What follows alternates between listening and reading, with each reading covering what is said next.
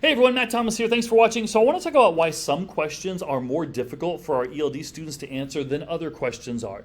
And it's important for us as teachers to understand that certain questions will be more difficult for our ELD students to answer and why that is, and then what we can do to help support our ELs when asking these type of questions. So first, to really understand why certain questions are more difficult than others for our ELD students to answer, we have to look at how languages are learned. So between the age of birth to say 6 years old, any language learned in that time frame would be a native language, and that's learned in the Broca's and the Wernicke's area. So any language in that time frame is learned naturally, if you will. Any language that's learned and two languages can be learned at the same time, and it's learned as a native language in that part of the brain. So if a language is learned after, say, age 7-ish, then it's learned as a second language in a different part of the brain. It uses more working memory. Essentially, it's learned using more memorized words and phrases.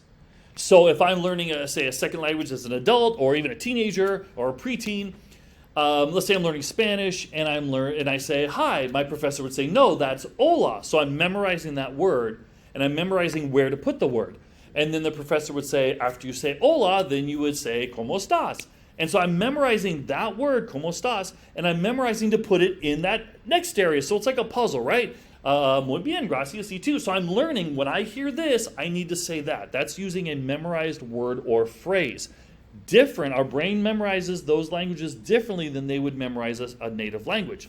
So the reason that's important is no matter how fluent a person becomes in that second language, they're still speaking it using just memorized words and phrases. Now they'll be very fast at it, but if you learn a second language after the age of 7, there are going to be questions that are going to be more difficult for you to answer. So let me explain what those are. It is much easier for our ELD students, English language development students or English language learners, to answer what and where questions, because those can be learned as memorized words and phrases. So what is the capital of New York? I think it's Albany.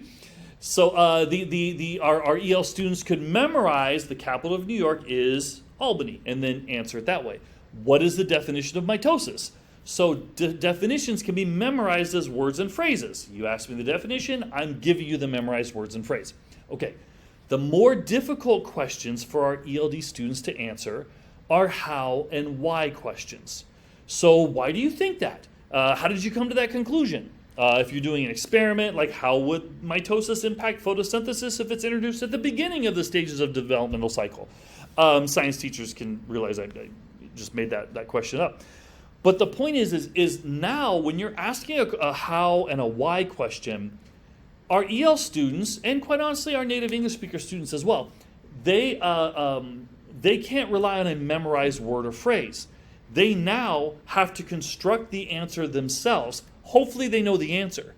But oftentimes if it's our EL students, first of all, they have to know the answer to that question, be able to construct it usually in their native language, and then try to find the appropriate English words if they have the appropriate English words. We'll talk about that in another video. Try to find the appropriate English words to be able to translate that answer that they constructed in their native language.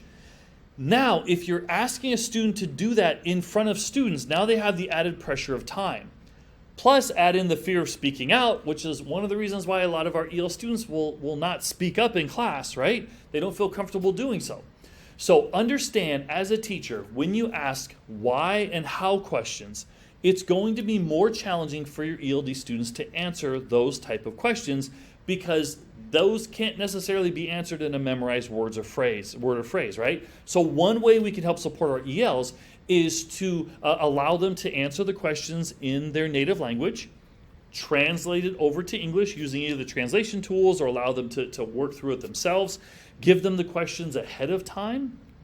If it's something that they don't feel comfortable speaking out, have them type the question up and send it to you. But please do understand, our ELs will have more difficulty answering the why and how questions. Now, as teachers, we need to ask those type of questions, right? Those higher level questions, but just understand why they may have a little more difficulty answering those. Thanks for watching.